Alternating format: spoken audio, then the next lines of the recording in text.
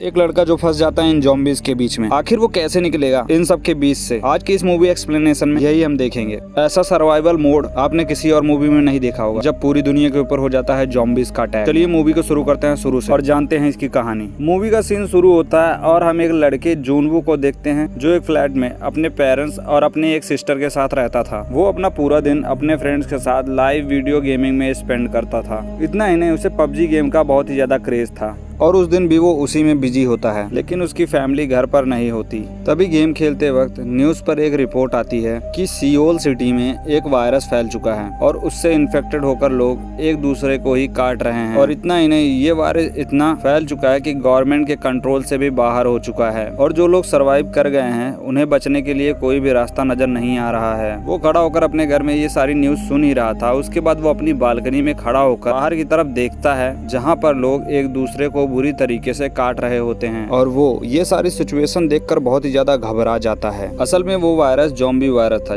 जिसकी वजह से लोग इन्फेक्टेड होकर ज़ॉम्बी बनते जा रहे थे। अब जैसे वो अपने फ्लैट में आता है, उसका एक फ्रेंड उसके फ्लैट में जबरदस्ती घुस जाता है, जो जूनवू को उसका वॉशरूम यूज करने के लिए बोलता है। और फिर से जूनवू न्यूज देखने लगता है कि लोग जब इन्फेक्टेड हो जाते हैं तब वो ज़ॉम्बी वाले नेचर शो करने लगते हैं। उनकी स्किन सफेद हो जाती है और आईज रेड हो जाती हैं। और बस इसके अगले ही कुछ देर बाद उसका नेबर एक ज़ॉम्बी में कन्वर्ट हो जाता है। लेकिन जैसे ही जूनवू उसको देखता है, वो उसे अपने फ्लैट से निकालने में सफल हो जाता है और फौरन ही वह अपने दरवाजे को बंद कर लेता है। इसके कुछ देर बाद जूनवू को उसके फैमिली का एक मैसेज आता है कि क्या वो ठीक है, और एक और मैसेज आता है स्टे अलाइव का। फिर वो एक स्टिकी नोट पर अलाइव लिखता है और उसको अपने पेरेंट्स के फोटो के ऊपर चिपका देता है और ये वो एज अ मोटिवेशन के लिए करता है। जूनवू खुद को फ्लैट के अंदर ही बंद कर लेता है और मेन गेट पे fridge as a barricade use करता है ताकि वो ज़ॉम्बी अंदर एंटर ना कर सकें। हेल्प के लिए वो एक वीडियो बनाता है, इसमें वो एक सेफ नोट पकड़कर जिसमें लिखा था स्टे अलाइव, वो सोशल मीडिया पे डाल देता है ताकि कोई उसकी वीडियो देखकर उसकी हेल्प तो करे, लेकिन कोई भी उसकी मदद के लिए नहीं आता। क्योंकि अफसोस की बात ये थी कि जहाँ पर वो रहता था वहाँ के सभी लोग ज़ॉम्बीज में बदल चुके थे और ये सब कुछ उसने एक ड्रोन की मदद से पता किया था जब उसके पास उसके फोन में नेटवर्क होता है। उसके मोबाइल फोन की बैटरी भी डेड हो चुकी थी और उसके पड़ोस में ये वायरस बहुत ही तेजी से फैल चुका था और सभी के सभी ज़ॉम्बीज बन गए थे। इन ज़ॉम्बीज की खास बात ये थी कि ये ज़ॉम्बीज बनने के बाद भी अपने डेली रूटीन को नहीं भूलते थे, जैसे कि ऑफिस जाना, काम करना या फिर स्कूल जाना, जो भी ये डेली रूटीन में किया करते थे। जैसे अगर वो डेली रूटीन में ऑफिस जाया करते थे तो वो ज़ॉम्बी बन के भी डेली ऑफिस जाया करते थे। और इतना ही नहीं, सुनने में ये ज़ॉम्बीज की कहानी में एक नया कॉन्सेप्ट लग रहा था। तभी जूनवू को याद आता है कि वो रेडियो की मदद से किसी को भी हेल्प के लिए मैसेज भेज सकता है, लेकिन अफसोस इस तरीके की कोई भी डिवाइस उसके घर में मौजूद नहीं थी। अब धीरे धीरे करके वक्त बीतता जा रहा था और रोज की तरह जूनवू हेल्प मांगने के लिए वीडियो बनाया करता था जिससे उसको हेल्प मिल सके। इतने दिन एक कैदी की तरह रहने के बाद उसकी सारी खाने की चीजें, यहाँ तक कि उसका इंटरनेट भी खत्म हो चुका था और फोन में नेटवर्क भी नहीं रहता। रात को वह एक पुलिस ऑफिसर को देखता है जो अपनी जान बचाने के लिए उन ज़ॉम्बीज से लड़ रही थी, लेकिन वो ज़ॉम्बीज उसे भी मार डालते हैं और ये सारी चीजें जूनवू के आंखों के सामने हो रही थी। वो उन ज़ॉम्बीज का ध्यान अपनी तरफ लगाने के लिए उसे बचाने की बहुत कोशिश करता है, लेकिन इसका कोई भी फायदा नहीं होता है। इसी दौरान अचानक से एक ज़ॉम्बी मेन डोर को ओपन करके उसके फ्लैट के अंदर आने की कोशिश करने लगता है और तब वो उस ज़ॉम्बी को लटक कर इस तरीके से दिखाता है कि वो जैसे कि वो नीचे गिर गया हो और उसके साथ में ही वो ज़ॉम्बी नीचे गिरकर मारा जाता है।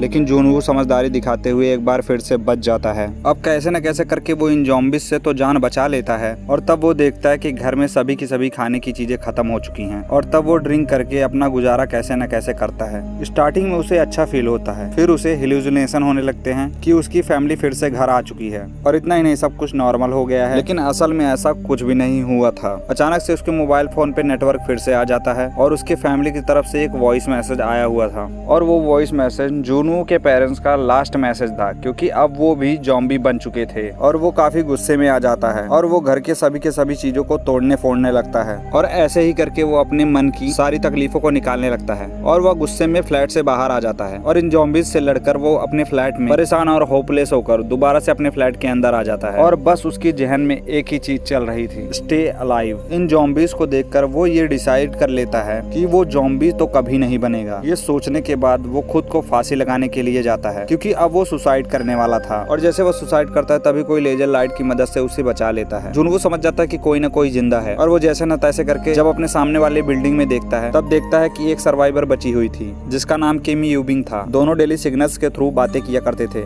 यूबिन ने अपने घर के मेन गेट पे एक ट्रैप भी लगाया हुआ था जिसके अंदर एक ज़ॉम्बी फंस जाता है और मौके का फायदा उठाकर यूबिन उसे मार डालती है। यूबिन एक अच्छी लड़की थी, वो किसी को भी बेमतलब में मारना नहीं चाहती थी, लेकिन वक्त और हिसाब ऐसा था कि उसे उस ज़ॉम्बी को मारना ही पड़ता है क्योंकि अगर वो उसे ना मारती तो वो ज़ॉम्बी उसे मार देता। यूबिन देखती है कि जुनवू काफी दिनों से भूखा है तो वो उसे खाना देने के लिए एक रस्सी में खाना बांधकर उसके फ्लैट में फेंकने की कोशिश करने लगती है, लेकिन जिस बॉल को वो रस्सी के थ्रू उसके अपार्टमेंट में फेंक रही थी वो वहां पहुंचने के बजाय नीचे की तरफ गिर जाता है। तब जुनवू वहां पर अपना ड्रोन भेजता है। उस ड्रोन के जरिए उन दोनों के बीच एक रस्सी बांध दी जाती है और जुनवू की तरफ खाना पहुँचाया जाता है। उसके बाद एक ज़ॉम्बी उस बॉल को देख लेता है जो की अपने असली जिंदगी में एक फायर फाइटर था, मतलब आग बुझाने वाला, और उसे रस्सी पकड़कर आसानी से बिल्डिंग के ऊपर चढ़ना भी आता था क्योंकि ज़ॉम्बीज के नेचर में शामिल था कि वो अपनी किसी भी हैबिट को नहीं भूलते थे। वो उस बॉल को पकड़कर खींचता है जो रस्सी के सहारे यूबिन के फ्लैट के टेबल के साथ अटैच था,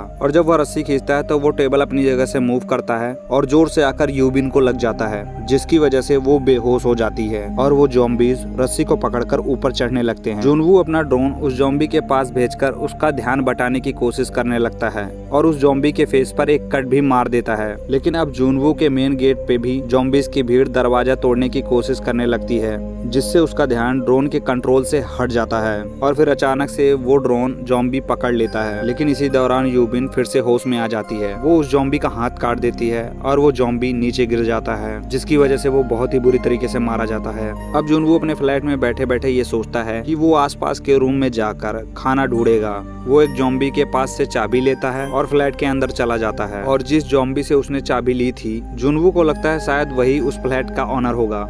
उसको वहाँ पे खाने पीने के साथ साथ में वॉकी टॉकी, एयरफोन्स और इसके साथ साथ माउंटेन हैकिंग का सामान भी उसे मिलता है जिससे वो सोचने लगता है कि यहाँ पर रहने वाला आदमी काफी एडवेंचर रहा होगा। फिर वो बेडरूम में जाता है और वहाँ पर वो एक लेडी को देखता है जो कि अब मर चुकी होती है, लेकिन उस फ्लैट का मालिक ज़ॉम्बी आकर जुनवू के ऊपर अटैक कर देता है, लेकिन वो किसी तरीके से अपनी जान बचाकर वहाँ से निकल जाता है। वो ईयरफोन्स की मदद से रेडियो के थ्रू मैसेज भेजना चाहता था, लेकिन अफसोस उसका रेडियो भी डाउन था। अब जुनवू कैसे न कैसे करके एक वॉकी टॉकी यूबिन के पास में भेज देता है और वो वॉकी टॉकी की मदद से काफी दिन तक एक दूसरे से बातें करते रहते थे। इस पर यूबिन जुनवू को बताती है कि उसे हाइट से बहुत डर लगता है। यहाँ पर हमें रियलाइज होता है कि खाने पीने के अलावा इंसान को किसी के साथ की भी जरूरत होती है, क्योंकि अकेला रहना भी किसी इंसान के लिए कभी कभी किसी शराब से कम नहीं होता है। पानी पीने के लिए ये लोग हमेशा अपने बर्तन को बाहर रखा करते थे और जब बारिश हुआ करती थी तो वो सारे के सारे बर्तन भर जाया करते थे। एक दिन बहुत सारे ज़ॉम्बीज उस अपार्टमेंट में फैल जाते हैं। उन ज़ॉम्बीज की हरकतों से ऐसा मालूम पड़ता था कि जैसे बारिश हो रही होगी, लेकिन असल में वो उन ज़ॉम्बीज के भागने की आवाजें थी। भगदड़ में यूबिन से कुछ चीजें गिर जाती हैं जिसकी वजह से बहुत तेज आवाज हो जाती है, जिसकी वजह से सारे के सारे ज़ॉम्बीज उसके फ्लैट की तरफ आने लगते हैं। लेकिन तभी जुनवू यूबिन के साथ वाले फ्लैट से अपने घर के लैंडलाइन नंबर से कॉल कर देता है, जिसकी रिंग की आवाज सुनकर वो सारे के सारे ज़ॉम्बीज यूबिन के साथ वाले फ्लैट के पास चले जाते हैं। और यहाँ पे हमें ये समझ आता है कि ज़ॉम्बीज की सुनने की पावर बहुत ही ज्यादा होती है। ये दोनों बात करते हैं कि अगर ये यहीं पर ऐसे ही पड़े रहे तो ये एक दिन मर जाएंगे। इस पर यूबिन जुनवू से कहती है कि वो उसकी बिल्डिंग के फ्लोर नंबर 1 पर किसी भी ज़ॉम्बी को नहीं देखा है, कि उन्हें वहाँ जाकर अपने खाने के लिए कुछ न कुछ ढूंढना ही होगा जिससे वो जिंदा रह सकें। इसके बाद वो दोनों नीचे आते हैं और उनकी उन ज़ॉम्बीज से एक बहुत ही खतरनाक फाइट होने लगती है। वो किसी तरीके से बड़ी मुश्किल से उनसे लड़ते भिड़ते अपनी जान बचाकर लिफ्ट में आ जाते हैं और एक फ्लोर पर जाने लगते हैं। लेकिन यहाँ पे जो कि ज़ॉम्बीज उनका पीछा नहीं छोड़ रहे थे वो भी वहाँ पे आने लगते हैं और तभी वहाँ पर एक अननोन पर्सन आता है जो उनको उन ज़ॉम्बीज से बचा लेता है। वो आदमी उन लोगों को खाना और पानी ऑफर करता है। यूबिन को उसके ऊपर शुरुआत से ही भरोसा नहीं होता है, इसीलिए वो खाना नहीं खाती, लेकिन बहुत फोर्स करने के बाद उसे खाना खाना पड़ता है। और जैसा कि यूबिन ने सोचा था वो आदमी सच में एक ठीक इंसान नहीं होता है और वो उन्हें धोखा दे रहा होता है और उसने उन दोनों के खाने में बेहोशी की मेडिसिन मिलाई हुई थी और जब वो बेहोश हो जाते हैं तो वो उन्हें बांध देता है। असल में ये आदमी अपनी ज़ॉम्बी बीवी के लिए यूबिन को एज अ खाना लेके जा रहा था, जो कि वो अपनी बीवी को खिला सके।